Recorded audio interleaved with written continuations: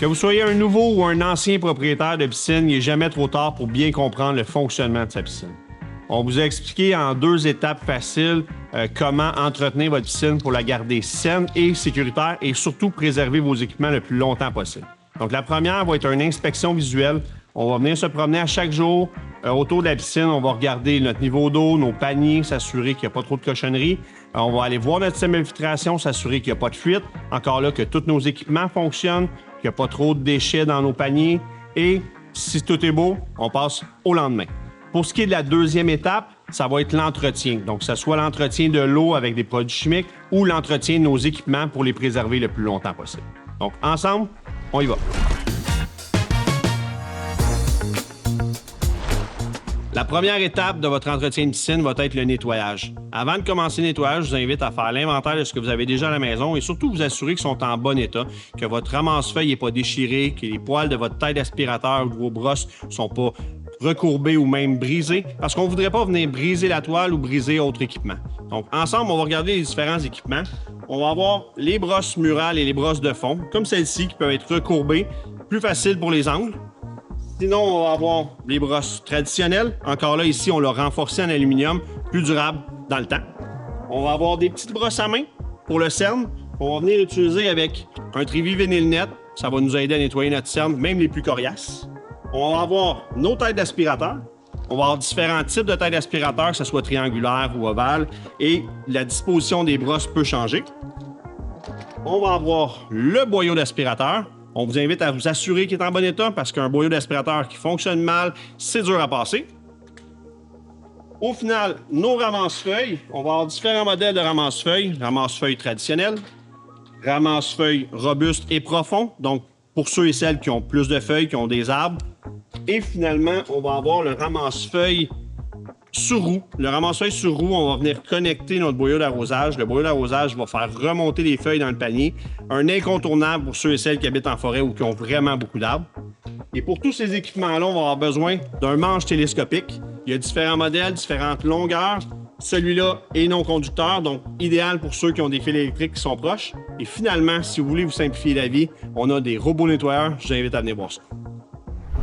Chez Trivi, on a une très grande gamme de robots nettoyeurs, que ce soit des robots à batterie ou des robots câblés pour piscines hors terre, semi-creusées ou creusées. Nos robots peuvent faire le fond seulement, parfois ils peuvent faire le fond et les murs. On en a même qui vont faire le fond, les murs et la ligne d'eau, communément appelé le cerne. On a aussi des robots de surface. Eux vont ramasser toutes les feuilles et les cochonneries qu'il peut y avoir en surface de l'eau. Bref, en vous achetant un robot nettoyeur, vous achetez du temps pour en profiter plutôt que du temps à nettoyer.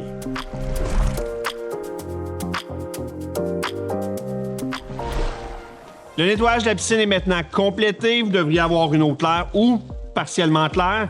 Maintenant, on va s'attaquer au balancement et à l'entretien à l'aide de produits chimiques. Le balancement de l'eau, on va faire ça 2 à 3 fois par semaine. On va prendre une bandelette, on la trempe quelques secondes, on la retire et on va analyser à l'aide du contenant. L'analyse d'eau, on veut la faire pour s'assurer d'avoir une eau saine et sécuritaire pour les baigneurs.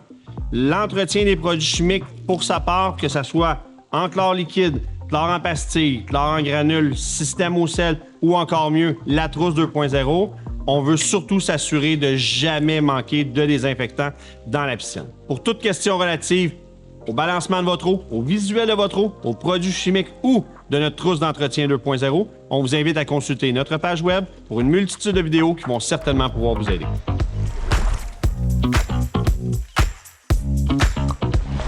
On va maintenant regarder étape par étape en suivant le chemin de l'eau. Le chemin de l'eau, c'est pour vous faciliter la tâche puis surtout ne rien oublier. Donc, on va partir de la piscine, on va suivre le chemin de l'eau jusqu'à son retour vers la piscine.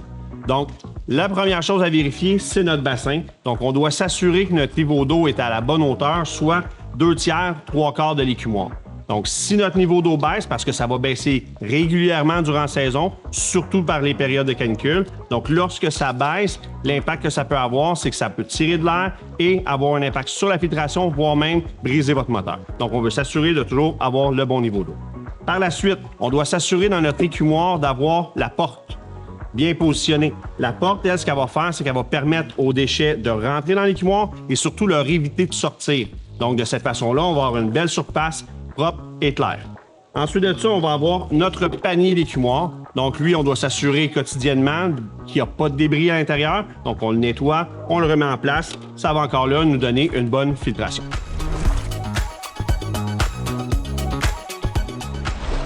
Autre que notre écumoire, on va avoir aussi notre drain de fond. Ça se trouve être notre deuxième succion, si on veut. Donc, dans notre chemin de l'eau, c'est les premières étapes. On va s'assurer que notre grille de drain de fond ou nos grilles de drain de fond, tout dépendant, il y a des clients qui vont en avoir un, il y a des clients qui vont en avoir deux. On va s'assurer de libérer nos grilles. On veut surtout pas qu'ils soient pleines de déchets et que notre pompe ait de la difficulté à tirer son eau. On pourrait avoir des difficultés avec notre filtration et surtout des difficultés à maintenir une belle eau.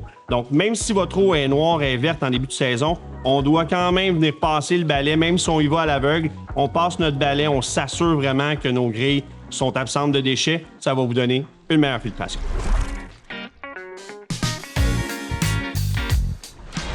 Dans la suite logique de notre chemin de l'eau, on est maintenant rendu à notre système de filtration, puis on va commencer ça avec notre pompe. À l'intérieur de la pompe, ce qu'on veut, c'est visuellement regarder, voir s'il y a des débris dans notre pompe. Si jamais c'est le cas, on va vouloir les nettoyer. Donc, si jamais vous avez une piscine hors terre ou semi-creusée, on va devoir fermer l'accès à l'eau au préalable. Donc, les valves en tous les l'écumoire, valves possiblement ou directement sur le filtreur. Donc, on ne veut pas que l'eau revienne. On ne veut pas se faire éclabousser ou se faire inonder. Donc, on s'assure de ça. Une fois que c'est fait, on va ouvrir le couvert. On va retirer notre panier. On va enlever tous les débris. On va le rincer comme il faut. On va le remettre en place par la suite. Et avant de remettre notre couvercle, on va prendre un lubrifiant à base d'eau. On va lubrifier bien comme il faut notre joint étanche. Ça va l'éviter d'assécher et ça va aussi faciliter la fermeture et l'ouverture pour les prochaines fois.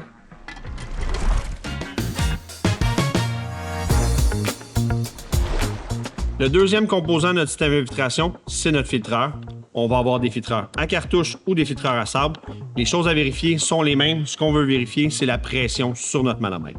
C'est quoi une pression normale? Il n'y a pas de pression normale. La pression, ça va être celle que vous allez avoir après un backwash ou lorsque votre cartouche est neuve ou vient d'être nettoyée. Donc, si, exemple, votre pression est à 15, lorsqu'elle va augmenter de 5 à 10, c'est qu'il est temps soit de faire un backwash ou soit de nettoyer votre cartouche. Si vous possédez un filtreur à cartouche, on va venir nettoyer la cartouche. Donc, on va séparer les deux morceaux de filtreur. On va sortir notre cartouche.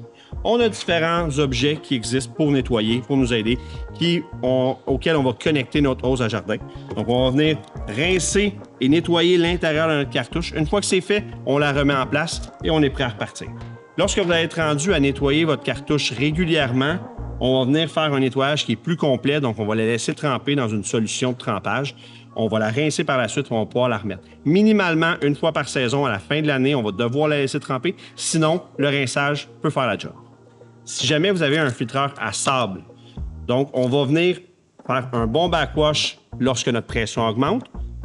Ensuite, après le backwash, on va venir faire un rince pendant environ 30 secondes à 1 minute. Et notre backwash, nous, on va le faire environ 1 à 2 minutes.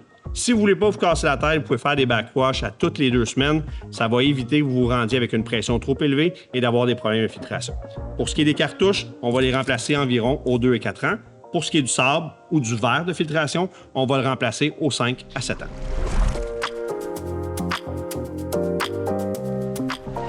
L'équipement suivant votre filtreur est votre chauffe-eau, si vous en possédez un. Le chauffe-eau, il y a 3 grandes familles, électrique, au gaz et la thermopompe. Si vous possédez un électrique ou au gaz, il n'y a pas réellement d'entretien à faire au courant de la saison. Par contre, si vous possédez une thermopompe, ça va être important de nettoyer la grille de votre thermopompe. Ça se trouve être l'évaporateur, c'est par là que l'air va rentrer pour transformer la chaleur. Donc, s'il y a des débris de pris dans la grille, vous allez perdre en efficacité. Donc, on va venir la nettoyer simplement avec la hose à jardin, pas de machine à pression. On passe la hose dedans, on nettoie et de cette façon-là, votre thermopompe va avoir son plein potentiel. De plus, si jamais il y a de l'eau au pied de votre thermopompe, c'est tout à fait normal, c'est la condensation créée par les échanges de chaleur.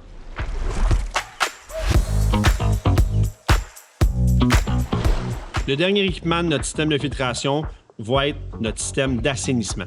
On va commencer par le système au sel. Le système au sel, c'est relativement simple ce qu'on a à faire comme entretien. On va devoir nettoyer la cellule au besoin ou minimalement 1 fois par année. Donc, ce qu'on peut faire, c'est tout simplement commencer par la rincer si on voit que l'eau a de la difficulté à passer à travers ou que la production n'est pas comme elle devrait être. Sinon, ce qu'on peut faire aussi, c'est de la nettoyer sur son socle de nettoyage On va venir la visser. On va prendre un nettoyant à cellule qu'on va venir verser à l'intérieur de la cellule. On va laisser agir pendant environ une quinzaine de minutes. Par la suite, on peut tout simplement remettre le produit à l'intérieur de la bouteille. On va pouvoir s'en servir environ 2 à 3 fois. Pour ce qui est du boîtier, on va devoir jouer avec le commutateur de façon quotidienne. Donc, on ne veut pas qu'il y ait trop de chlore, on ne veut pas qu'il y ait pas assez de chlore. Donc, on fait nos tests avec nos bandelettes et on ajuste notre pourcentage de production pour avoir notre taux d'assainissement idéal. Donc, dernière chose à vérifier va être votre taux de sel. Donc, on veut que le taux de sel soit selon les paramètres recommandés pour le type de système que vous avez à la maison.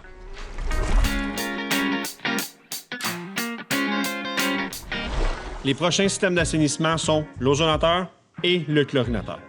Pour ce qui est de l'ozonateur, l'entretien, c'est relativement simple. Le tuyau vert, on le remplace à chaque début de saison. Pour ce qui est du système en soi, on va s'assurer que les flèches vont suivre le sens de l'eau pour qu'il fonctionne de façon adéquate. Pour ce qui est du boîtier, on va tout simplement l'ouvrir et s'assurer que nos lumières à l'intérieur sont bel et bien allumées. Ça nous confirme que notre système est fonctionnel. Pour ce qui est du chlorinateur, on va devoir le rincer à chaque fin de saison. Donc, on le rouvre, on retire le chlore qui pourrait rester, on le rince comme il faut, on le laisse assécher. Et pour la saison, on va jouer avec le commutateur pour s'assurer d'avoir un bon taux d'assainissement, ni trop haut, ni trop faible.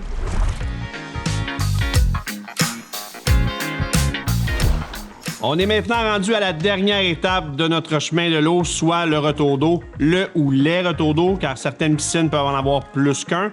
Donc, ce qui va être important de savoir, c'est que nos retours d'eau, la bille doit être orientée vers le bas. Et oui, la bille est mobile. Donc, on peut la bouger.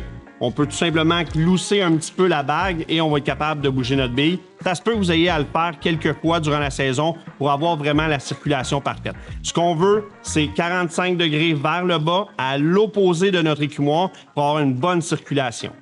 L'avantage du retour d'eau vers le bas, c'est qu'on va éviter l'évaporation de notre chaleur. Donc, quand on chauffe notre piscine, si on l'envoie en surface, on va perdre en évaporation. Même chose pour nos produits chimiques. Donc, en l'envoyant vers le bas, on va bien circuler, nos produits vont bien se mélanger, on va éviter l'évaporation directe. Je le sais, la plupart d'entre vous aimez l'avoir vers le haut, on pense qu'on va surfer, mais non, l'idéal, c'est toujours vers le bas.